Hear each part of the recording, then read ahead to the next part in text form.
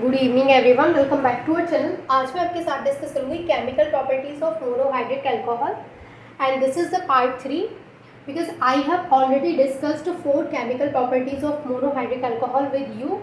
And आज जो हमारी केमिकल प्रॉपर्टी है वो है 5th केमिकल प्रॉपर्टी, जिसमें हम मोनोहाइड्रिक अल्कोहल की रिएक्शन एल्यूमिनियम ऑक्साइड के साथ करेंगे एट डिफरेंट टेम्परेचर। तो वहाँ पे जैसे जैसे हम टेम्परेचर को चेंज करेंगे वैसे वैसे प्रोडक्ट में क्या चेंजिंग आ रही है वो हम ऑब्जर्व करेंगे। तो यहाँ पर जैसे मैं मोनोहाइड्रिक अल्कोहल का एग्जांपल की बात बताऊँ तो हम यहाँ पे इथाइल अल्कोहल लेते हैं और उसको रिएक्ट कराते हैं Al2O3 के साथ। तो यहाँ पे मैंने ले लिया है इथाइल अल्कोहल C2H5OH। अब जब ये Al2O3 के साथ रिएक्ट करेगा तो मैंने बोला कि जैसे जैसे यहाँ पे टेम्परेचर हम चेंज करेंगे वैसे वैसे प्रोडक्ट भी चेंज होगा। तो यहाँ पे पहला जो केस है, मान लीजिए इस केस में ये है हमारा केस फर्स्ट और इसमें हमने टेम्परेचर रख लिया 250 डिग्री सेल्सियस।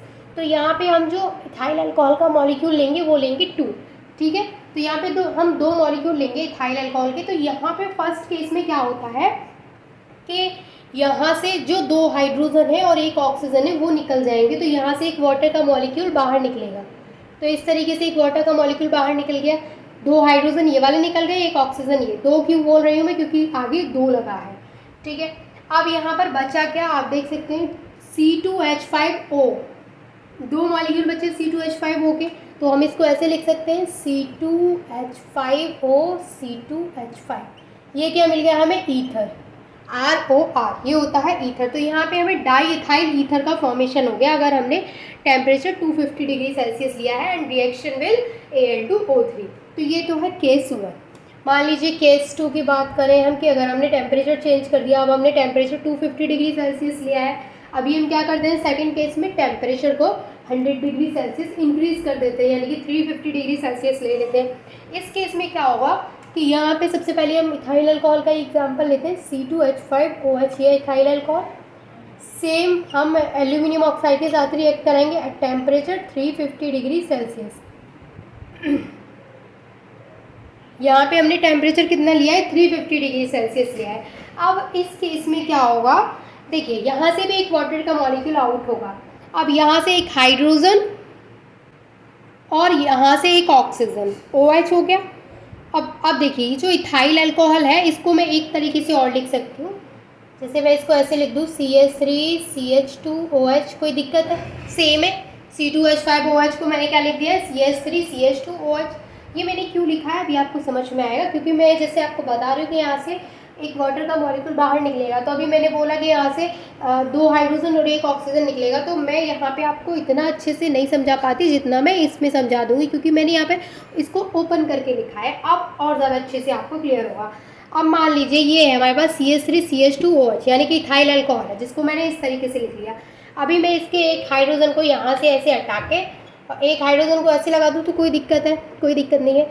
अब ये जो ऑक्सीजन और हाइड्रोजन यहाँ पे लगा है इसको ऐसे लगा दूँ, भाई जुड़े तो कार्बन से ही है। मैंने क्या कर दिया है कि बस वो साइड, इधर साइड लगा था तो मैंने अब इस वाली साइड लगा दिया।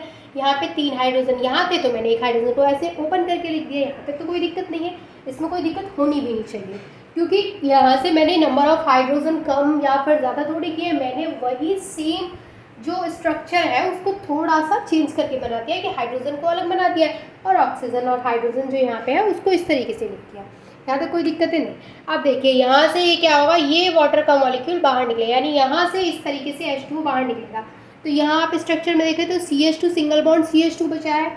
अब आपको पता है कि कार्बन की वैलेंसी कितनी होती है, 4 होती है। तो CH2 सिंगल बॉन्ड CH2, क्या यहाँ पे कार्बन की वैलेंसी कंप्लीट है, नहीं।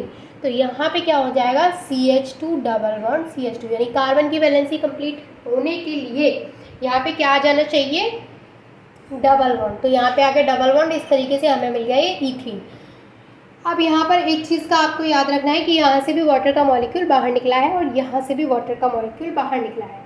फ़र्क सिर्फ इतना है कि जब हमने टेम्परेचर 250 डिग्री सेल्सियस लिया था तो वहाँ पे ईथर का फॉर्मेशन हुआ था, और जब हमने टेम्परेचर 350 डिग्री सेल्सियस लिया है तो वहाँ पे ईथीन का फॉर्मेशन हुआ है, यानी कि डबल बॉन्ड वाला कंपाउंड बना है। Is that clear to all of you? यहाँ तक कोई डाउट नहीं होना चाहिए। रिएक्शन सिर्फ Al2O3 के साथ है, बट एट डिफरेंट टेम्परेचर हमें जो प्रोडक्ट का फॉर्मेशन हो रहा है वो डिफरेंट हो रहा है, ठीक है। कोई डाउट है तो वो आप मुझसे पूछ सकते हैं। मैंने यहाँ पे इसको इसलिए ऐसे लिखा है ताकि आपको और अच्छे से समझ में आ सके। आप चाहें तो इस C2H5 को इस तरीके से ना लिख करके इस तरीके से लिख लें, ताकि आपको अच्छे से समझ में आ जाए कि किस तरीके से यहाँ से हाइड्रोजन निकला है। तो आई होप कि आपको समझ में आ गया होगा, and thank you so much for watching this video.